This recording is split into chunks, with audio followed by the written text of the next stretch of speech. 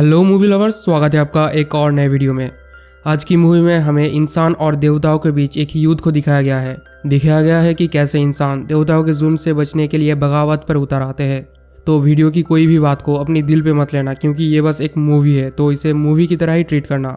Movie की शुरुआत एक कहानी से होती है कि इंसान और देवताओं से पहले धरती पर टाइटन्स राज किया करते थे, लेकिन उनके अपने बेटों ज़्यूस, पोसाइडन और हेडिस उनके हुकूमत खत्म कर दी। ज़्यूस टाइटन्स को हराने के लिए हेडिस को एक भयानक दरिंदे बनने के लिए राजी कर लिया और हेडिस अपनी मांस से एक खतरनाक क्रैकन की रचना की। और फिर ज़्यूस स्वार का राजा, पोसाइडन समुंदर का, और ज़्यूस की चाल के शिकार बनने की वजह से हेडिस काली दुनिया की राजा बन गया। इंसानों को ज़्यूस ने बनाया और इंसानों की प्रार्थनाओं ने देवताओं को अमर कर दिया। लेकिन धीरे धीरे इंसान देवताओं को चुनौती देने लगा और देवताओं के खिलाफ बगावत कर दिया। तो कुछ ऐसे कहानी खत्म होती है। अब सीन यहाँ शिफ्ट हो जाता है और समुंदर में एक तैरती हुई कॉफिन को दिखाया जाता है। एक मछुआरा उस कॉफिन को देखकर उसे अपनी बोट पर उठा लेता है। कॉफिन को खोलते ही उसे एक बच्ची दिखती है, उसकी मरी हुई माँ के लाश के साथ। ये सब एक लड़की दूर से देखती है और उस बच्चे को पर्सियस बुलाती है। अब यहाँ सीन कट हो जाता है और हम देखते हैं कि पर्सियस अब थोड़ा सा बड़ा हो गया है। वो एक जगह बैठकर तूफान को देख रहा था, लेकिन बिजली कड़कने की आवाज सुनकर उसके दिल में कुछ अजीब सा होने लगता है। तभी वहाँ उसका बाबा आकर उसे शांत करने लगता है, लेकिन पर्सियस कहता है कि इस दुनिया में मेरा बहन आने वाली है।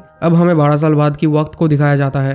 अब तक पर्सियस एक हट्टा कट्टा नौजवान बन गया था। वो अपनी बाबा, माँ और बहन के साथ समुंदर में मछली पकड़ रहा था, लेकिन उसका बाबा देखता है कि जाल में एक भी मछली नहीं फंसी है, और ये देखकर वो देवताओं को बुरा भला कहने लगता है। दूसरे दिन वो लोग एक जगह पहुंचते हैं जहां एक बहुत ही शानदार ज़्यूस का मूर्ति था। तभी वो लोग देखते हैं कि कुछ सैनिक उस मूर्ति को तोड़कर पानी में गिरा देते हैं, और तभी वहां कुछ चमगादड़ जैसे क्रिएचर्स उनके ऊपर हमला करके सभी सैनिकों को मार डालता है। अब सभी क्रिएचर्स एकजुट होकर एक देवता में तब्दील हो जाता है। इस देवता का नाम हेडिस है और यही है काली दुनिया की राजा। तो हेडिस अब पर्सियस की बोट पर हमला करके उसकी बोट को डुबा देता है। इस हादसे में पर्सियस को छोड़कर उसके सारे फैमिली मेंबर मारे जाते हैं। अब हमें स्वार की नजारा दिखाया जाता है। यहाँ ज़्यूस इंसानों की इस बगावत पर बहुत ज्यादा गुस्सा होता है। यहाँ हेडिस भी आ जाता है और ज़्यूस को इंसानों के खिलाफ भड़काने लगता है। ज़्यूस भी उसकी बातों पर मान जाता है और हेडिस को बोलता है कि जाओ इंसानों को सबक सिखाओ। इधर पर्सियस को कुछ सैनिक बेहोश हालत में पकड़ के आर्गस शहर ले जाते हैं और उसे अपने राजा के सामने पेश करते हैं। महल में जाके वो देखता है कि अपने राज्य के बारे में बेखबर राजा अय्यासी कर रहा है और ज़्यूस की मूर्ति को तोड़कर बहुत ज्यादा प्राउड फील करता है। राजा की बीवी तो उससे भी आगे है। वो बोल देती है कि अब हम देवता है और हमारी बेटी तो उन देवियों से भी बहुत ज्यादा सुंदर है। और तभी वहाँ चारों तरफ अंधेरा करके हेडिस आ जाता है। वो सभी सैनिकों को मार के रानी को पूरी तरह बूढ़ी बनाकर उसे भी मार देता है। वो बोलता है कि जिस लड़की की सुंदरता देवियों से किया गया है, अगर 10 दिनों के अंदर उसकी बलि नहीं चढ़ाया गया तो एक क्रैकन आएगा और पूरी आर्गस शहर को तहस नहस कर देगा। और इतना बोलते ही वो वहाँ से चला जाता है। हेडिस की बात सुनकर हमें पता चलता है कि पर्सियस ज़्यूस का ही बेटा है। अब हम देखते हैं कि देव मानव होने की वजह से सैनिक उसके ऊपर टॉर्चर कर रहा था, लेकिन तभी वहाँ राजा आ जाता है और बोलता है कि अगर तुम ज़्यूस का बेटा हो तो तुम हमें उस क्रैकन से बचा सकते हो। तो पर्सियस बोलता है कि मैं सिर्फ एक मामूली सा मछुआरा हूँ, कोई देव मानव नहीं। ये सुनकर वो लोग पर्सियस को बंदी बना लेते हैं। जेल में उसके साथ वही लड़की मिलने आई थी जिसे हम पहले सीन में देखे थे।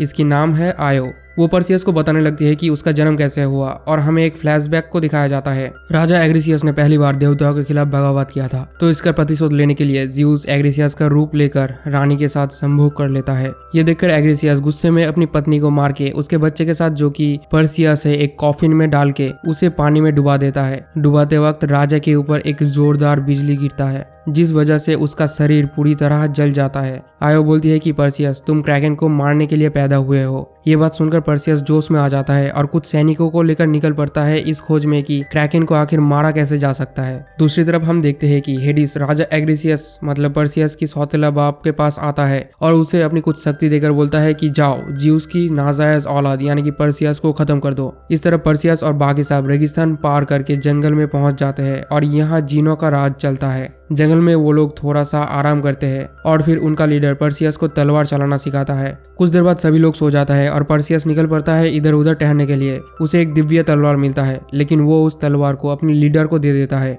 और फिर वहां से निकल जाता है, लेकिन लीडर 2 सैनिक को उसके पीछे लगा देता है। पर्सियस थोड़ा सा आगे जाते ही उसे एक पेगासस दिखता है जिसका सवारी कोई भी इंसान अभी तक नहीं की थी। यहाँ वो आयो से बात करने लगता है। अचानक उसे वही दो सैनिकों की चिल्लाने की आवाज सुनाई देता है। ये सुनकर पर्सियस के साथ साथ बाकी सारे सैनिक दौड़ के जाते हैं और देखते हैं कि एग्रीसियस, जो कि अब राक्षस बन चुका है, दोनों को ही बीच में से फाड़ देता है और बाकियों के ऊपर हमला कर देता है। एग्रीसियस कई गुना शक्तिशाली बन गया था, इसलिए कोई भी उसके सामने टिक नहीं पाता। इसी बीच एग्रीसियस पर्सियस के एक हाथ को काट लेता है, लेकिन फिर भी वो लोग जैसे तैसे करके एग्रीसियस के एक हाथ को काट के फेंक देता है। एग्रीसियस अब वहां से भागने लगता है और बाकी सब उसके पीछा करने लगता है। पीछा करते करते वो लोग एक रेगिस्तान में पहुंच जाते हैं। सभी एग्रीसियस को ढूंढ रहा था, लेकिन तभी एक स्कॉर्पियन अचानक से जमीन के नीचे से उनके सामने आ जाता है और उनके ऊपर हमला कर देता है। ये स्कॉर्पियन वाकई में काफी ज्यादा बड़ा था और इसे मारना भी काफी ज्यादा मुश्किल था। पर्सियस और बाकी सैनिक बहुत ज्यादा कोशिश करने के बाद एक स्कॉर्पियन को मारने में कामयाब हो जाता है, लेकिन एक और स्कॉर्पियन आयो के ऊपर हमला कर देता है। तो आयो को बचाने के लिए पर्सियस स्कॉर्पियन के अंदर घुस के उसे अंदर से मार देता है।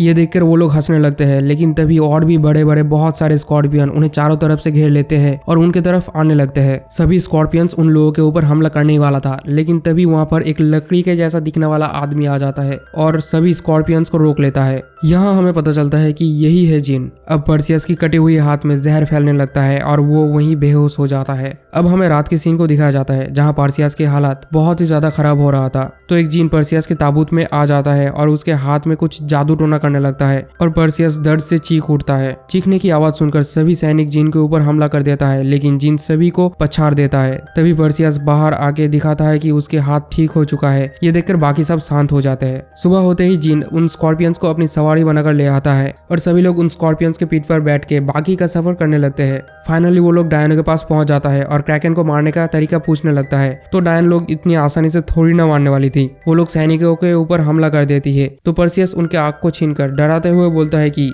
अगर तुमने जवाब नहीं दिया तो मैं इस आंख को फेंक दूंगा। तो डायन बोलती है कि क्रैकन को कोई भी हथियार से मारा नहीं जा सकता, उसे मारने के लिए तुम्हें मेडुसा की सिर चाहिए, जो क्रैकन को पूरी तरह पत्थर में बदल देगा। ये सुनकर वो लोग वहां से निकल जाते हैं मेडुसा के तलाश में, जो कि काली दुनिया में रहती है। वो लोग अब काली दुनिया में जाने की तैयारी करने लगते हैं, लेकिन 4-5 सोल्जर्स और एक जिन के अलावा कोई भी उनके साथ काली दुनिया में जाने के लिए नहीं मानता। सभी उन्हें वहीं छोड़कर वहां से चले जाते हैं। सभी लोग अब एक खाई के सामने आके रुकते हैं और सोचते हैं कि अब हम क्या करें। तो आयो बोलती है कि हम खारंग से जाएंगे, जो कि एक नाव है जो सिर्फ मुर्दों को उस पार ले जाता है। तभी जिन एक सोने का सिक्का पानी में फेंकता है और खारे मुंह आ जाता है और सभी को लेकर निकल जाता है काली दुनिया के ओर। नाव में आयो पर्सियस को मेडुसा से लड़ने की टेक्निक सिखाने लगती है और थोड़ी देर में ही वो लोग काली घाटी में पहुंच जाते हैं। अब सभी उसी मंदिर के सामने आ जाते हैं जहाँ पर मेडुसा रहती थी। यहाँ आयो बोलती है कि इस मंदिर में सिर्फ लड़के प्रवेश कर सकते हैं, यहाँ लड़कियों की प्रवेश निषेध है, इसीलिए वो बाहर ही रुक जाती है और बाकी सारे सैनिक मंदिर में चले जाते हैं। मंदिर में आते ही मेडुसा के साथ उनकी लड़ाई शुरू हो जाता है और मेडुसा सभी सैनिक को एक एक करके बहुत ही आसानी से पत्थर में बदल देता है। वो जिन को भी जकड़ के पत्थर में बदलने की कोशिश करती है, लेकिन बदल नहीं पाती। तो जिन यहाँ खुद को ही ब्लास्ट करके खुदकुशी कर लेती है, लेकिन मेडुसा को कुछ भी नहीं होता।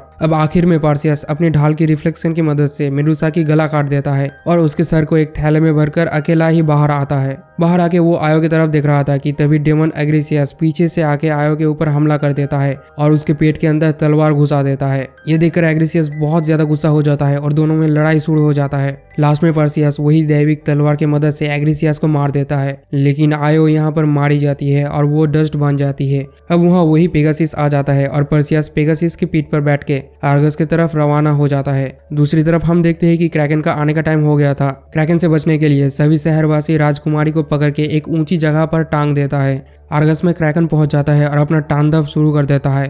पर्सियस भी आर्गस में आ जाता है, लेकिन वही चमगादड़ जैसे दिखने वाला क्रिएचर्स मेडुसा के सर को पर्सियस से छीन लेता है। लेकिन पर्सियस कुछ भी करके मेडुसा के सर को लेकर क्रैकन के सामने पकड़ लेता है। क्रैकन का आंख मेडुसा की आंखों से मिलने की वजह से वो भी पत्थर में बदलने लगता है। राजकुमारी की रस्सी टूटने की वजह से वो पानी में गिर के डूबने लगती है, तो पर्सियस उसे भी बचाकर किनारे पर ले आता है। अब लास्ट सीन में हम देखते हैं कि ज़्यूस अपने बेटे के लिए आयो को फिर से क्रिएट करता है और यहाँ होता है मूवी की हैप्पी एंडिंग। तो आप लोगों को मूवी कैसा लगा कमेंट में जरूर बताना, और थोड़ा सा भी अच्छा लगा है तो एक छोटू सा सब्सक्राइब करके जरूर जाना। Bye bye.